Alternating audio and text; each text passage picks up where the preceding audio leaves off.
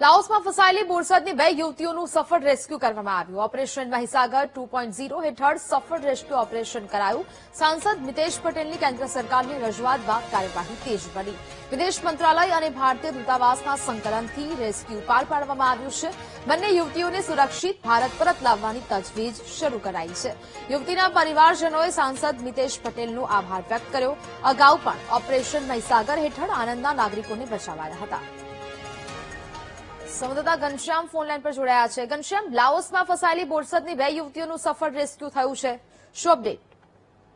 ચોક્કસથી જે રીતે વિદેશમાં ભારતીયો ફસાય છે અને ત્યારબાદ તેમને લાવવા માટે સરકાર પ્રયત્નશીલ થાય છે, તે મુજબ બોરસદ તાલુકાની 2 યુવતીઓ લાઓસ ગઈ હતી ને ત્યાં તેઓ ફસાઈ હતી. ત્યારબાદ તેના પરિવાર દ્વારા સાંસદ મિતેશ પટેલનો સંપર્ક કરવામાં આવ્યો હતો અને સાંસદ દ્વારા વિદેશ મંત્રી તેમજ જે વડાપ્રધાન કાર્યાલય છે તેમને જાણ કરી હતી. ત્યારબાદ સમગ્ર જે ઓપરેશન છે તે હાથ ધરાયું હતું અને બંને યુવતીઓને રેસ્ક્યુ કરીને ત્યાંથી ભારતીય દૂતાવાસમાં લાવવામાં આવી છે અને ત્યારબાદ હવે જે કાનૂની પ્રક્રિયા છે તે પૂર્ણ કર્યા બાદ પરિવારને સોંપાશે. આમ ઓપરેશન મહીસાગર 2.0 હેઠળ સાંસદના પ્રયત્નોથી 2 ફસાયેલી યુવતીઓ પોતાના વતન ભારત પરત ફરશે. જી નેહા. બિલકુલ ઘનશ્યામ, જાણકારી બદલ આભાર.